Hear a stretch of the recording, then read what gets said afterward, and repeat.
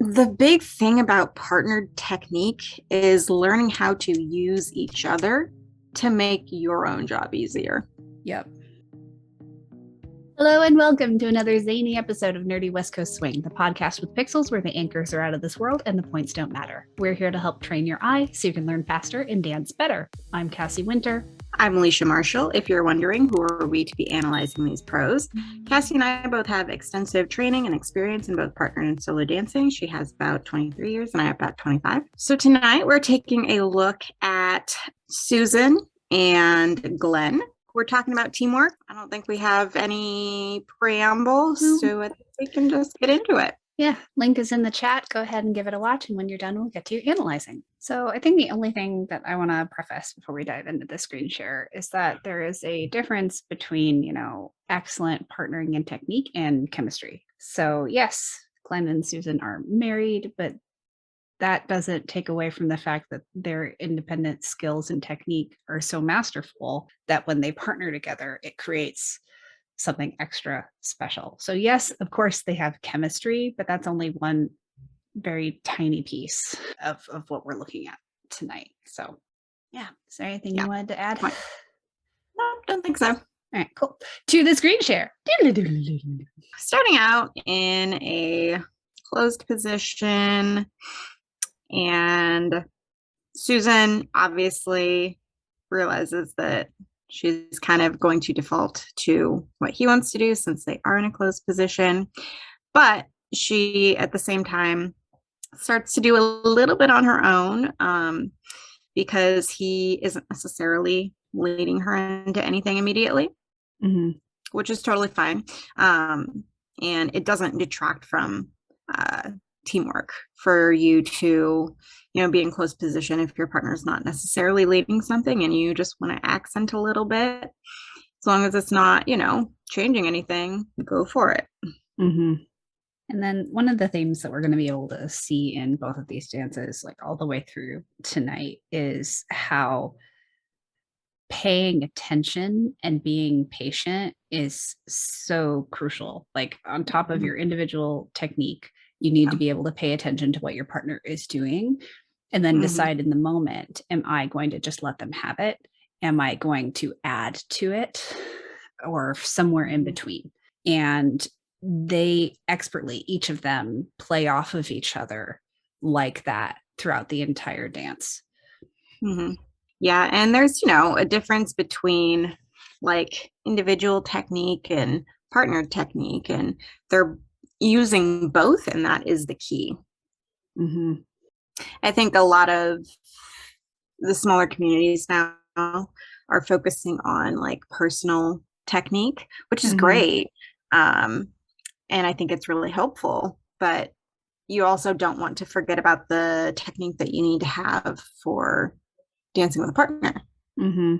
So we're already, I'd say, like a good phrase into this dance, and they've kind of sort of teased at exiting closed position. So structurally, they're doing a really great job, especially for this very slow song, of starting small enough so that way their escalated place as a partnership isn't too large compared to the tone of the song. So what instead they do, I just love the way Susan basically communicates that she wants to do a weight supported move. Because and it's allowed because Glenn is waiting. Like there's so much patience in this moment. So once they got into this position, Glenn's just waiting, and Susan with confidence goes around his neck one after the other, and that's a pretty clear sign that she is asking for a weight supported move. Yeah, and I also want to add that Glenn gives her like a brief second to figure out if she wants to do something. You can kind of see him initially starting to do a little movement, but then as soon as she very clearly starts going in with the hands, he's like, oh, okay, cool. I'm just going to hang out right here. All right, so here, and you can kind of see him start to move a little bit. And he's like, okay, we're good. And then I love the way that they get into this actual like weight support here, because they're going to slowly move into it, and then they're going to do a quick drop, which is interesting, but I want to point out how they're going into that and communicating. So we have all this arms around, right? So Susan has both hands around the back of his neck. So obviously he can kind of feel where she has her weight. And then she releases that left hand, leaves the right one still hooked really behind his neck, like all the way across his shoulders, basically. And that gives her a really stable position to go into, because he is not holding on to her whatsoever. And it's also not hurting his neck. But then she is controlling this, because she has one foot kind of up under her center. So she has that right foot under her center. The left foot is out in more of a pointed position, right? So she goes back, and then she slowly kind of lets that hand slide across the shoulders, and he can feel that, right? So then she isn't immediately going into anything. She's just kind of slowly moving. And then as soon as he's like, okay, she wants to drop here, let me grab onto her arm so that we have some kind of connection. And as soon as he does that, she realizes, okay, we're good. He has me. So not only is Glenn striking a power pose with his arms out, but I feel like there's also the subtle, like, those can also be used if she were to want to adjust where her hands are. Yeah. But another thing I want to highlight is not only the pivot in Susan's right foot, but the fact that her right foot is right next to his right foot. Yeah. And because normally you see the follow's right foot right in the middle of the leader's feet, but this adjustment in placement is really helpful for her because she's so tall, and it allows her shoulders to stay in a place relative to where her hand is on his back and neck. So that way she can get low enough with full extension. Like if her foot was here and her body was out here, she wouldn't be able to get as low because her arm length would be limiting that. Yeah. That transition there is so great. Because it's just been a really like powerful dip. Yeah. But it's almost like a trust fall. So this is one of those, don't do this with someone you haven't practiced it with. So I want to talk about it a little bit, because it totally does look like a trust fall almost, but it's not. Because so if you watch what happens, right? So Susan lets go of the back of his neck, but then she brings both feet up under her hips. So she has the majority of her weight. He has the weight of her upper body, but that's it, right? So she's not just suddenly dropping and giving him all of her weight. She has a lot of that of her own. Gotcha.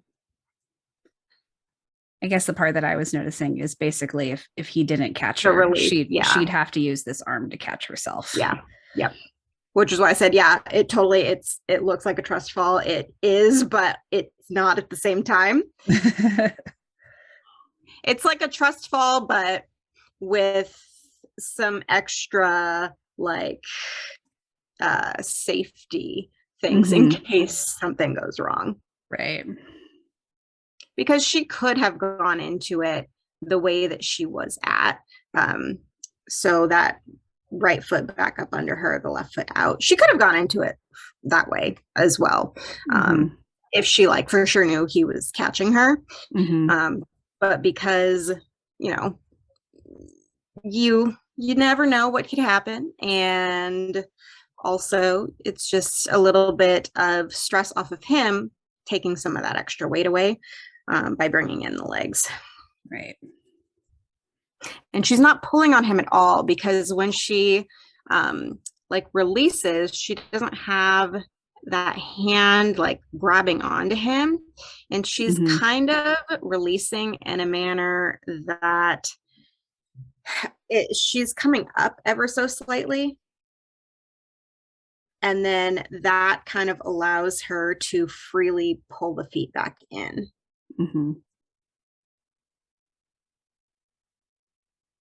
Then we have a nice exit. Yeah, there's that breath. So like we talked about it a lot in our just weight support episode, that like you need moments to fully resolve something before moving on. And so part of great partnering is making sure, okay, are you good? Are you good? Are we good? Yeah. Okay, we're good. Let's go. Exactly. You can't rush through that. I mean, you could, but it doesn't look nice. Yeah, I will find you. And it doesn't go over well usually. So. No. Maybe don't. Glenn just makes that look too easy. It just and it's so good. That's just one of his things, you know? Yep. But let's talk about just kind of the teamwork here, because Susan clearly knows what's happening right after we get the hand around the head. You can tell that you're kind of getting sent out. So she gets into her position, and then she looks right back at him to see what he wants to do, and or can I do something? And so he is waiting really patiently for that eye contact. And then as soon as he has it, he shifts his weight ever so slightly towards her to neutralize the tension in the connection. Because if there were tension in the connection when he does this drop, it would affect her. Yeah. So it's not like they're completely neutralizing the connection, but he wants to make sure there's enough slack in the rope that it will not affect her when he goes down. And it's so subtle. You can see it if you pay attention to like the vertical seams in his pants. It makes it easier to see. And then once there's that slack there, and again, the eye contact is still there, he knows that she's waiting based on the fact that she has not done anything more. And then he has the room because of the slack he created, so he can just go down. So you can see the handhold moves downward, and that's why he needed that slack in the connection, because if there had been tension, that would have brought her towards him.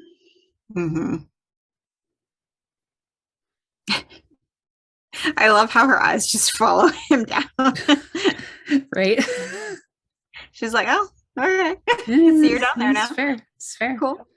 Reminds me of when Chris Jones does his No Bones Jones move. It's kind of all you can do. Yep. Just observe. Stand and watch with everyone else. And then once again, even after he comes out of that, there's a whole moment of breath. And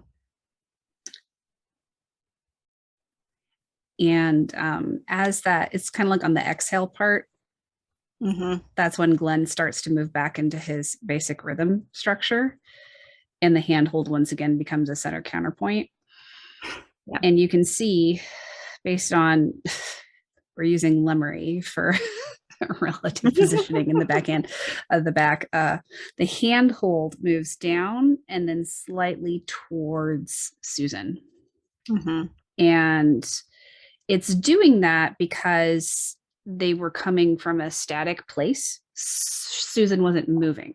So she needed to move in order to anchor again, basically into the connection. So that's why Glenn is shifting the handhold ever so slightly towards Susan, but then it becomes a center counterpoint again, and you can see it doesn't travel any farther than that. And Glenn is moving away from it on the other side. Yeah, it just gives her ever so slightly more rope to settle back. One of the things that I get a lot, because I think that a lot of leads understand the concept of like, you know, allowing your follow a slight amount of room towards them for them to settle. But I tend to get that where it's like, too much and a little too long. Yeah. And so it throws off the follows. It makes you like kind of your feet just kind of move on the floor in a rotation because you're like, oh. Yeah, because you're not sure if the leader is wanting you to take a step, because that's how it feels like way too much rope. So the way as a leader you make sure you don't do that is that as soon as the handhold has traveled towards the follow enough for their center to be over their standing foot. So right here, we can see Susan is very much over her standing foot, which means this foot is free. Mm-hmm. At that point, the handhold has traveled towards them enough. Yeah. And the smaller the follow, the less movement that takes. Also, it depends on like where they're positioned in relation to the lead. So if the follow is kind of in towards them, right, and they want them to settle back, that's going to need a little bit more movement than if like Susan, you're just upright holding your own weight. That just needs like the slightest amount of movement. Yeah. And then as soon as you get to this place, you have given enough rope, but now you need to counterbalance it as a center counterpoint. So that's when this handhold stops traveling anywhere and Glenn starts counterbalancing his half of the connection on the other side. So there is resistance. You can see how much his arm is activated, resisting that handhold. Yeah.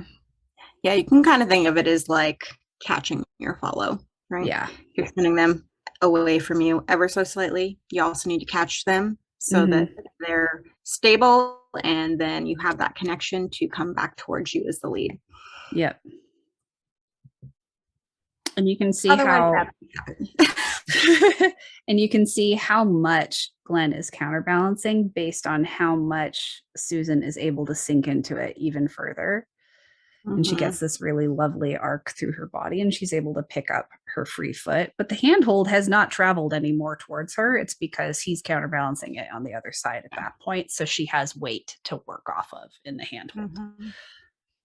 Center counterpoint is like to West Coast swing is what salt is to cooking. you need it everywhere more often than you think you do. Layer it in, season to taste, center counterpoint to balance. Or like Royce says, babysit it. Got to babysit the center counterpoint. Got to babysit it, yeah. But that's kind of what is attached to what I was talking about at the very beginning, this idea that it's their technique, both individual and partnering technique, that creates the majority of the magic between these two, and the chemistry is just the cherry on top. It's skills like that, babysitting the center counterpoint, that create these seamless partnerships. Yeah. Oh, I love this transition so much. I know. It's such a nice one. So as someone who's been a Westie for a while now, I'm like, wow, people still leave this pattern. That's awesome. And I say that sarcastically because I have like a love-hate relationship to that move. Yeah. But then the way they transition it into another dip is just so fantastic. I love it so much. Yeah. So I would say mostly on Susan, because she's kind of continuing that momentum that she has from this like whip underneath, right? So she's dropping the head to roll around. And so what that's doing is bringing her shoulder under and kind of giving it a swinging motion. So she's just allowing that to continue through into that circle, but she's bringing the elbow up around with it. Yep. And then the real key difference here, the reason why I would say it can happen faster and she's more willing to just kind of go for it, is because her left foot is basically directly underneath her shoulders. Yeah. And she's sending her hips towards the back wall. So unlike, let's go back to the other dip. So in this dip where her foot is out here and her shoulders here, in the one that we're looking at right now, her left foot is directly underneath her shoulders. So she's basically matrixing herself. So she only needs to use Glenn for balance. Yeah. And then obviously him offering support through it. And he shifts his right foot out to get past her left foot, and then squatting down with her allows her to have the lovely like back bend and neck release, because she is completely supported by him. Yeah. But she could have gotten down that low without the neck release, probably on her own if she needed to. Yeah. Yeah. He's there as a, like, he supports her more as they get closer to the floor is basically what happens. Yeah. Because then once they're getting close to the floor, he needs to take over to have her come back up smoothly. And he just comes straight up. He's not forcing her to twist out of it. Yeah. Which is just a really important consideration for the follow spine.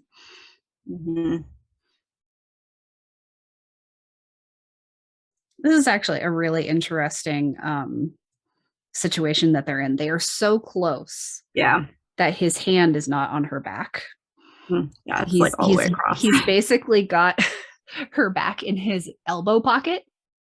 Yeah. And so normally in closed position, like I rant about all the time, the leader's right elbow is the center counterpoint that doesn't move anywhere. The hand moves away from the elbow and the body moves away from the elbow as the arm extends, and therefore the elbow doesn't go anywhere. But because he's got her like in his elbow, suddenly the center counterpoint is a little bit different. So you can see how he is trying to move his elbow away from his body just by like winging it upwards. Yeah. And that's shifting her body just a little bit into her back foot, and he's moving away from it. So it's like his shoulder is the center counterpoint in this instance. And so obviously they hit max extension, and now it's kind of like her arm is sandwiched down onto his elbow. He's no longer got her back in his elbow. It's like an arm connection. Yeah. And they're using that kind of how do I want to describe it? It's kind of like a almost like an arm pretzel situation, like because your arms are interlocked, neither of you can send your arms further back than your ribs. And that's the other boundary on the other side. So he was able to do a center counterpoint kind of rock and go action, even though he didn't have a quote unquote normal connection. And that's another sign of excellent technique, being able to work with the connection that you have instead of aborting it in an awkward way to find a quote unquote normal. And that's another sign of incredible technique. The arm pretzel thing you're talking about. Please put better words to that, because like so basically what it is you have this upper part of your arm, right? It's pressing down. And so because of that, you don't have much of a range of motion for the like forearm and any of this part, right? So you have that range of motion going forward, but because you're locked down, because you need that connection, right? So the connection is kind of here for follows, and it's going to be on top for leads. So because of that locked connection there, the shoulder is frozen in that position, right? And so you have that palm where it can move forward, but it can't move any further back. Is that what you're talking about? Yes. Thank you. Arm pretzel. Arm pretzel. That is the technical term I have decided. That's the range of motion of that lower part of the arm that can't go back, it can't go forward. Yeah, which like brings up another point, because there are so many different situations in West Coast swing, whether you're doing something standard or you're doing something modified, you're dealing with ranges of motion at which there is an end range of motion. And you want to be conscious, regardless of what role you're in, what the range of motion is and where the limit is. So that way you're not forcing too much pressure or tension or compression on a joint in maximum range of motion. Yeah. And that's some of that. Yeah. That's some of that like partnered technique that you need to know is, you know, that range of motion for your partner. And generally speaking, knowing the limits of your own body is probably going to be very similar to the limits of your partner's. Generally speaking, might not always be, but I would say that in general, you can assume that your partners would be fairly similar to yours. So just understanding the limits there, and it's a really important piece for partnering. So that's some of the partnering technique we've been talking about. Yeah.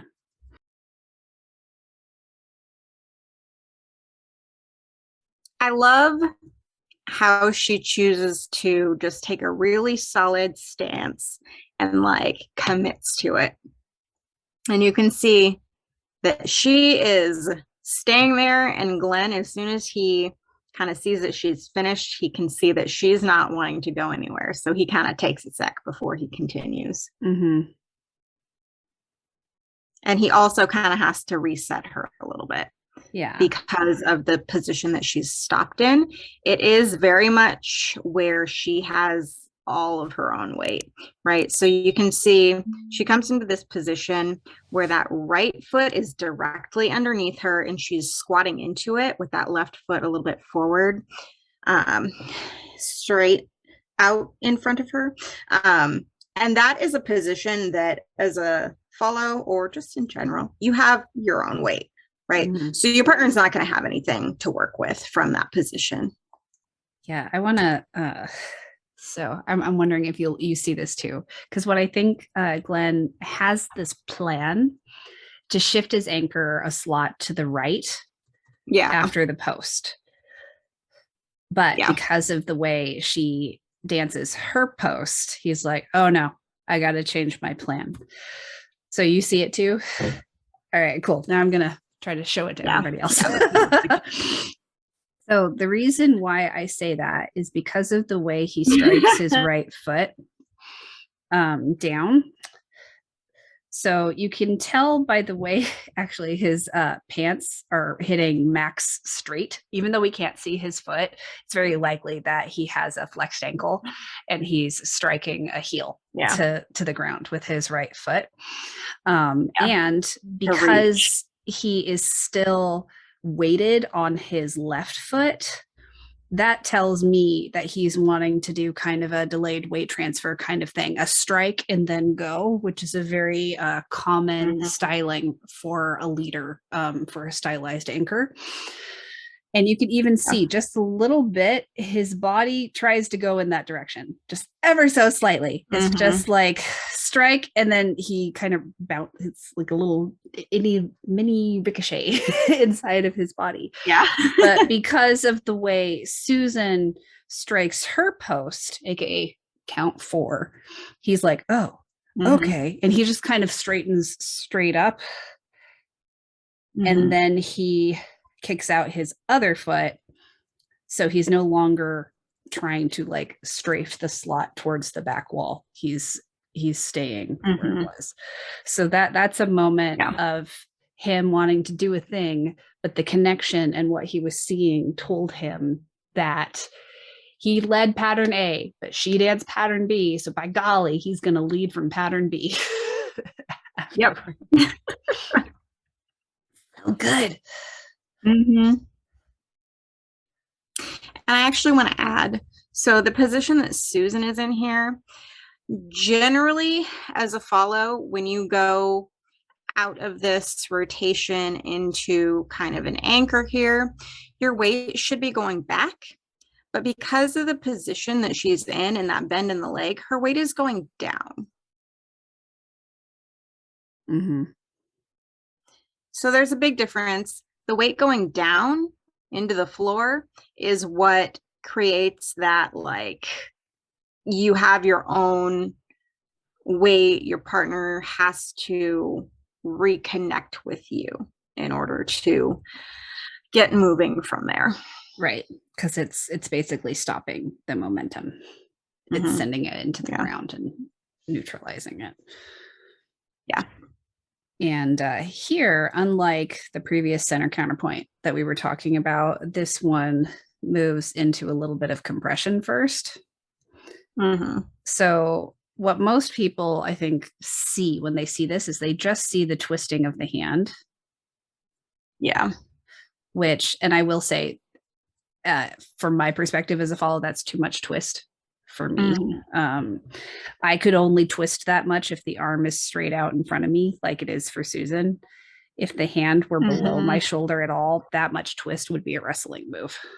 So I just want to highlight that detail really quick because that's really important. But what is also happening is compression through that twisting motion. So, and then shifting into tension at the end. So it's not twist and lean away. It's compress while you twist and then untwist as you anchor away. That's how they regained connection. Yeah. And basically what that does is it changes the amount of rope that you have available. And it changes it ever so slightly, but enough to get some movement going there. And that's what the goal is. Yeah. So the thing with going from like that slower song to a fast song, fast blues specifically, you have less time to give each other to react, and you have less time to react on your own. And so you have to really change the way that you're doing some things. Right. And you're also really depending on the shared rhythm structure of West Coast swing in a faster song. It's all the more helpful in a blues rhythm or a swung triple rhythm because that's even more shared ground. If you're both on time with your critical timing, that's going to contribute so much to the connection. Have we talked about critical timing? Oh, geez. Probably. I don't think we've done like a distinct episode on it. Yeah. Is there a quick aside you want to do to define that? Not necessarily, unless you wanted to give just like a brief definition of the way that you used it. Oh, geez. So the way I use critical timing, and this is one of those things where like my definition might be different from somebody else's. But it's the relationship between the foot strike and the weight transfer on top of and a 1E and a 2E and a 3E and so on and so forth. So being on time is not as simple as your foot touches the ground when the beat strikes. That is a beginner level and very important, and it doesn't go away. More advanced critical timing is managing your weight transfer based on your role and the job you're needing to perform in the moment. For example, the faster the song, the way you dance into a post. So count 4 of a 6 count pattern, count 6 of an 8 count pattern. The way you strike your foot to be on time with the music for that count is important. But what's almost more important is how you're shifting your weight in that moment. So that way your partner can feel the post. Right. Was that what you wanted me to say? Yeah, that's great. Cool. And I also want to add in that with swung rhythm, the swinging is Yeah. extremely important to have on both sides of the partnership. Otherwise, you're not going to look or be totally synced up. Right. She legit looks like she's floating for this styling. She does. She's just doing a really quick, just da da da da da da da on her toes. Yeah. But definite defying gravity vibes. Mm-hmm. Yeah, and part of it is how she gets into it too. Mm-hmm. Because she doesn't really like move through the anchor. She gets to the back of the anchor and then pops the knees forward. Yeah. That's sneaky. Yeah, her knees travel faster than her toes for a hot second. Genius. Ooh, okay, I want to highlight the double handhold through this anchor. We're both like, oh, we need to talk about this because it's hot. So the first thing I want to highlight is how both handholds are doing something slightly different. So like in this position right here, the handhold that's closer to us is a little bit higher than the one in back. And there's also a slight difference between which one is closer to Glenn versus which one is closer to Susan. Yeah.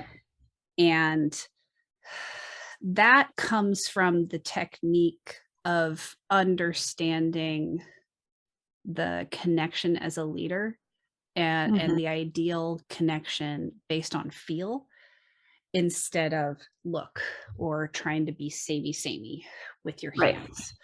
Right. Because as a follow, a lot of the times one side of your body is closer to your leader than the other. Either through contra body and it's opposite from your feet, or you're single tracking and it's the same as your feet. But making sure that as a leader, the length of rope is correct for that side of their body.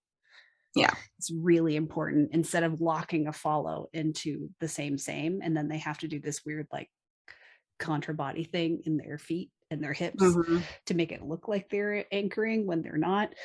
Or if they want to protect their spine, they're like, fine, I'll be square on, but I don't like it. Yeah. It's one of those things where like you want to go for feel. So you want to make sure that you have the same connection in both hands, even if those are different. I'm not off my rocker, right? There's also some double compression here. Yeah, it looks like it. Yeah, okay. So the handholds through the double compression are both arcing. Like in general, they're making similar shapes. They're going in the same direction around different circles, but they're like same direction, but at slightly different times and at slightly different. The circles are at different points in space based on Susan's, which side of the body the hand is of. Is on of Susan's. Wow, my English just completely fell apart right there, but hopefully that made sense. I got it, but I knew what you were saying. So okay, cool. This would be necessary regardless of whether or not they went into a shag pattern next. I just want to highlight that. So yes, they go into a rather well-known shag footwork. Yeah. But if he was going to be holding on to both hands, that same technique still applied regardless of what came next. That wasn't a like, this is how you connect before the shag pattern. No. The rant we just went on is independent of the shag pattern. Yes. Okay, thanks.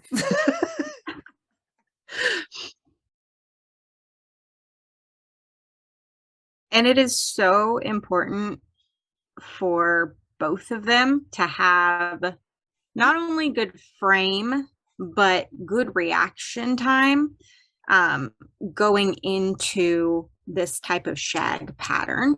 Right. And that's something that you see super frequently at higher levels.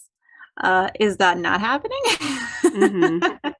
So what you'll see is the two partners going into the same pattern, but they're both going through it a little bit differently. Yeah. And sometimes not quite at the same time. And what that is that they are not connected to each other. They're Yep. following visually. Yep. If you have proper technique, if you are well connected to your partner, as a follow, you shouldn't have to really think about it. You should just move through it. Yep. The part that you have to think about is where you're placing the foot.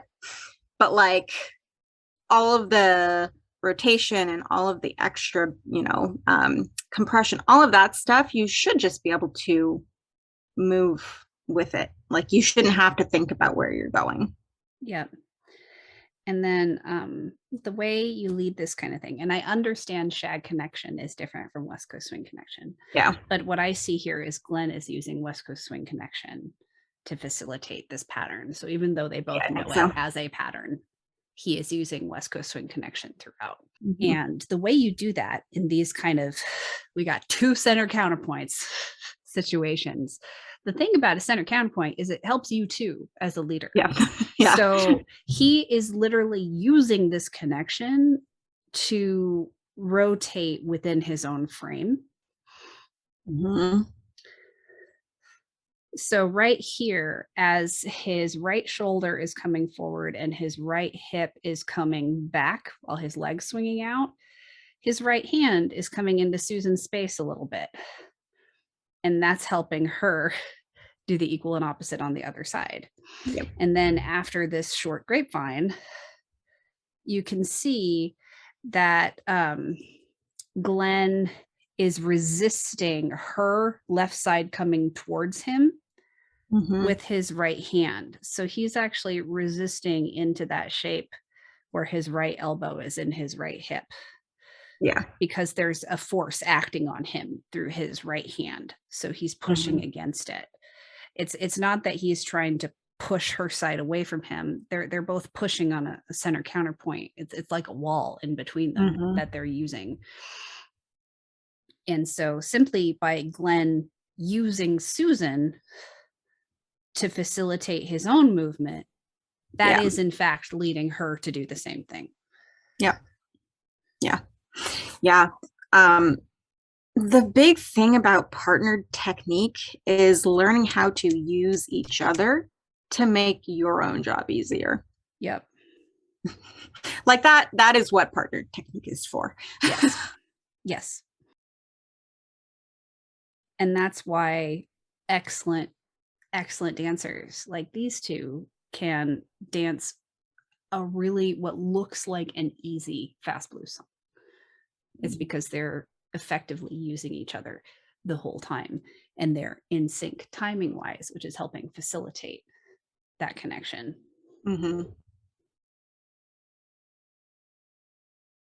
I love that section so much.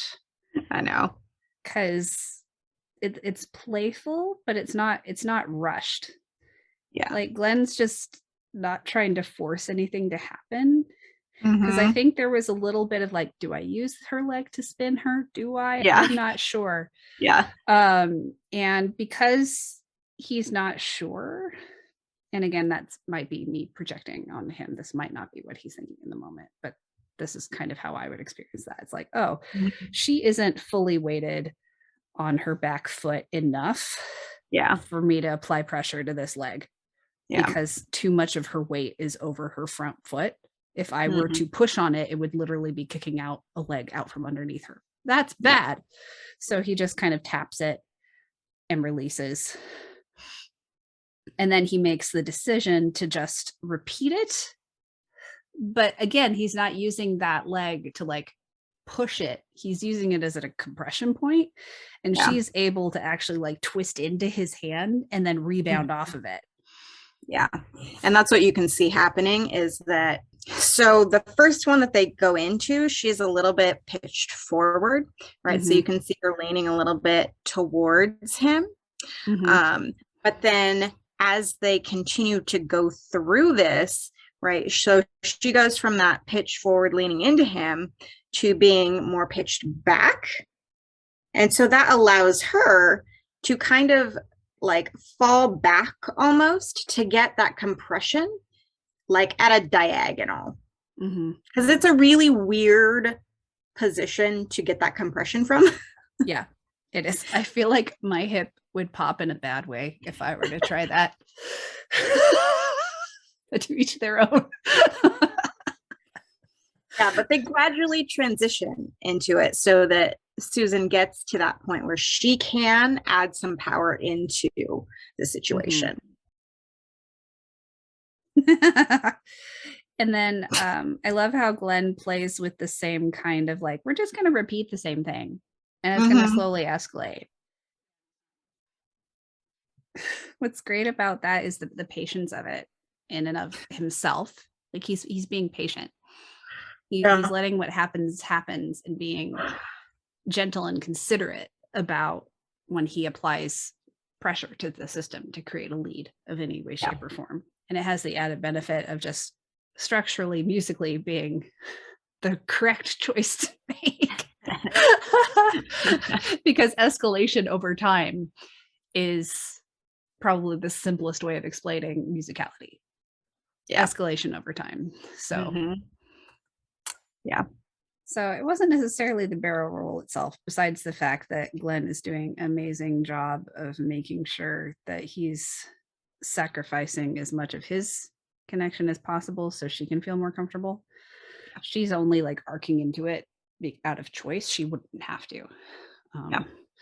That's a really important detail. If a follow has to arc in order to make it under a barrel roll, you're not compensating for them enough. Yeah. So besides that, right here, as they come out of the final turn, Glenn isn't forcing the handhold to stay directly in between them. Yeah. He lets it come into his space.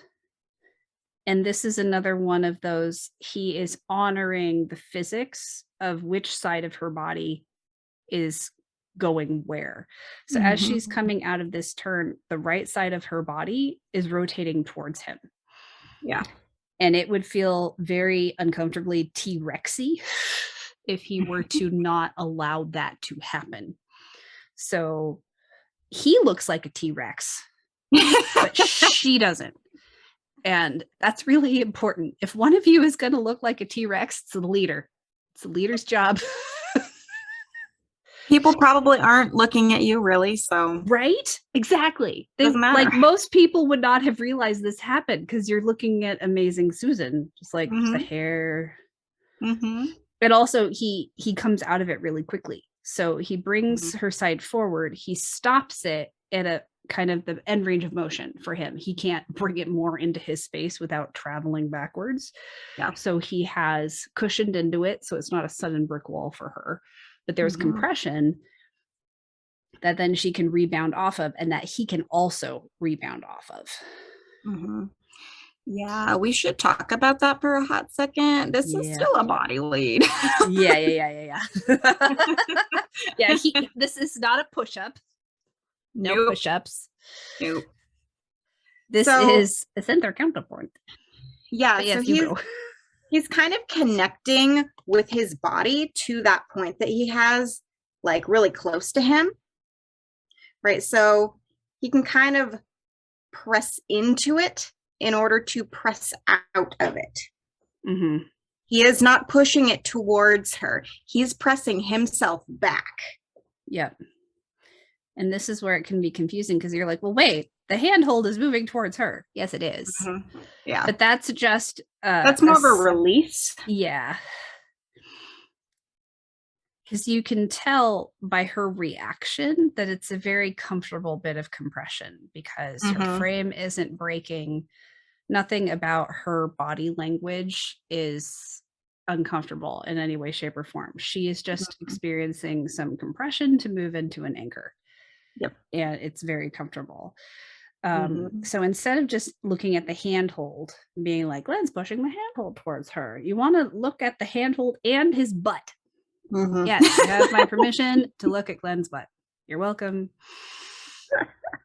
But they're moving in opposition to one another. And that's indicative of how he's using that connection to help facilitate his body lead. And then his body lead is adding power to it.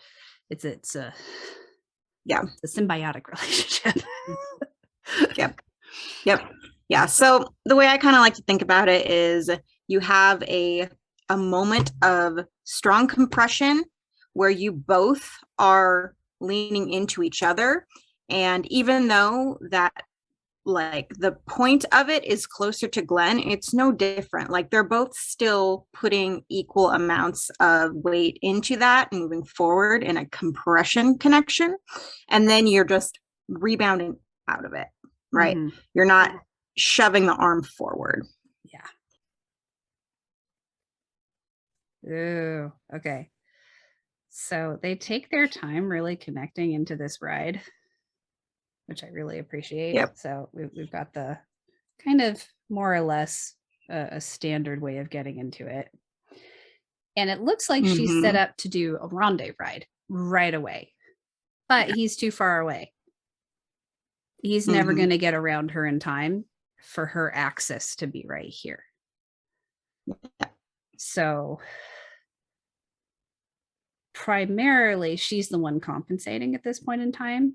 So she kind of lunges, sends her foot back, takes a big step, and then stays squatted. And what that allows her to do is her left foot can go to so many different places.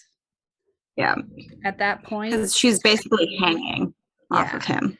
And because he has done a really good job of catching up to her, they now have a much more stable connection,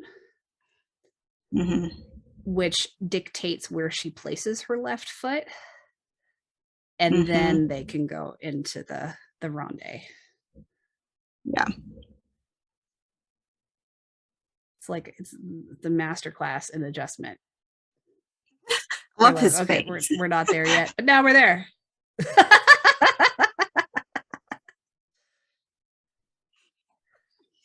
face is like, he's like, oh, this is fun. Physics.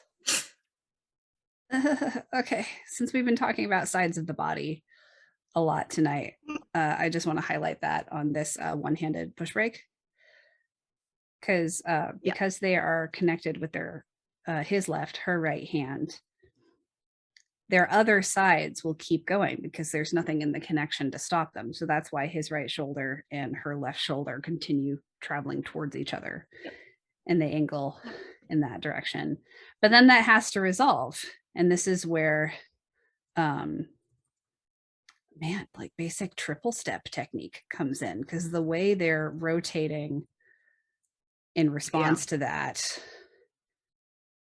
that'd be swing content.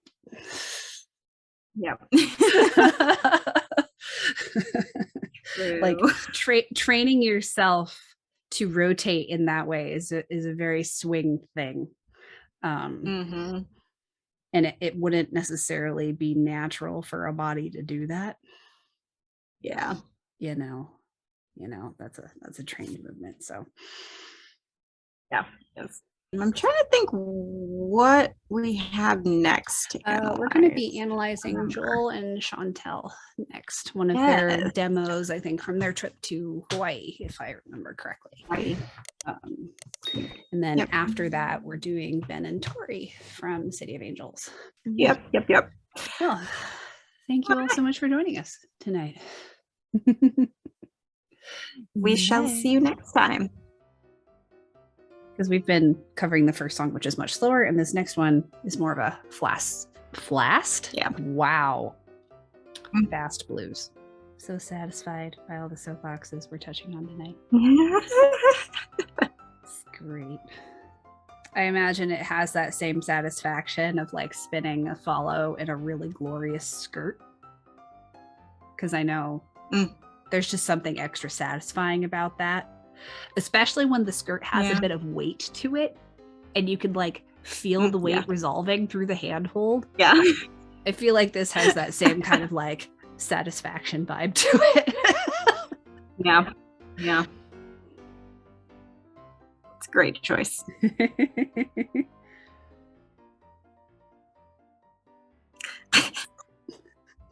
Are we done? Are we done? No, we're not done.